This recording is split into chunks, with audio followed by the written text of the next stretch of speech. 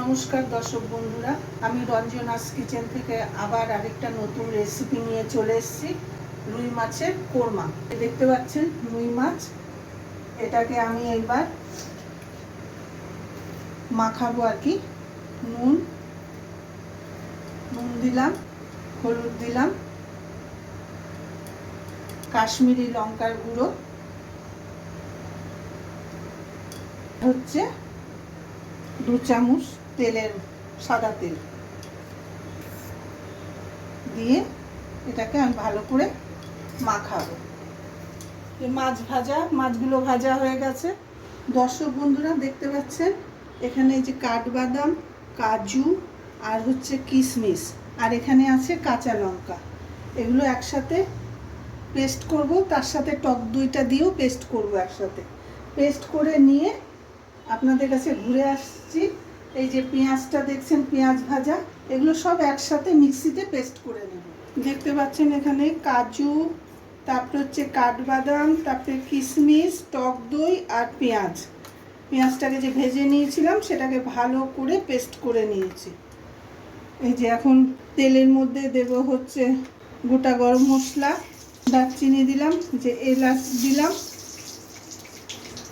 যে লবঙ্গ দিলাম, বড় কালো এলাচটা, এটাকে একটু এরকম করে ভেঙে দেব, তাতে স্বাদটা ভালো হবে। জয়িত্রী দিয়ে দিলাম,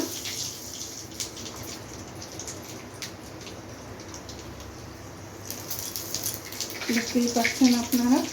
এবারে যে আদা রসুনের পেস্টটা দিয়ে দেবো,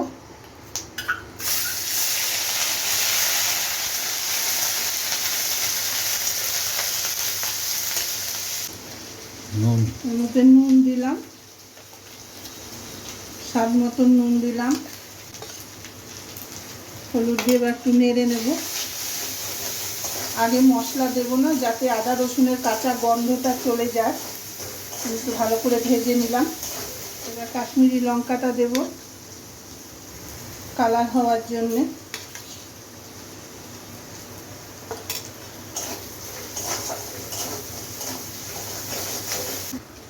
এক চামচের মতন জিরে গুঁড়ো দিলাম,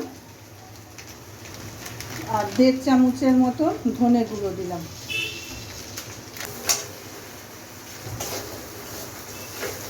জল দিয়ে দেব।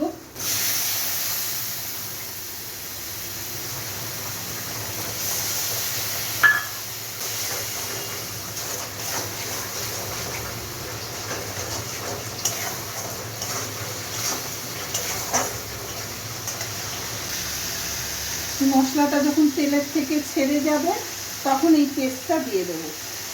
এবার একটু গোলমরিচের গুঁড়োটা দিয়ে দিলাম। তেলটা ছেড়ে গেছে মশলার থেকে, দেখতেই পাচ্ছেন আপনারা।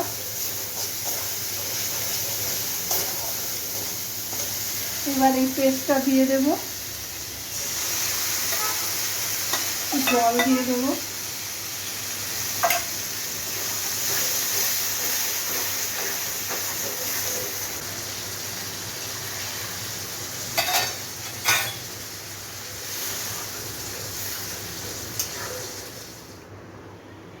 যে 2 চামচের মতো কেওড়া জল দিয়ে দিলাম।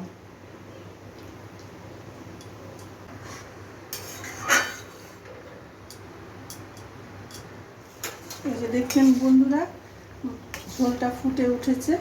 এবার মাছগুলো দিয়ে দেবো।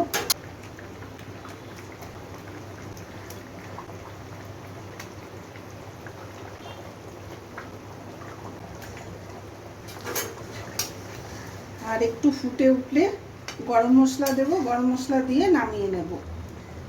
মিষ্টি দিয়ে দিলাম, চিনি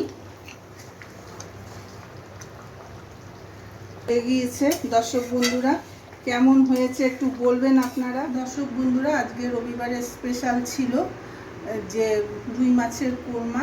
এর আগের সপ্তাহে আপনাদের চিলি চিকেন করে দেখিয়েছি, সন্ধেবেলা পাও ভাজি করেছি দেখিয়েছি। আজকে রুই মাছের কোরমা করলাম। কেমন হয়েছে আপনারা বলবেন, আর অনেক অনেক শেয়ার করবেন, লাইক করবেন, কমেন্ট করবেন, আর সাবস্ক্রাইব করতে কিন্তু ভুলবেন না। ধন্যবাদ। আপনারা ভালো থাকুন, সুস্থ থাকুন।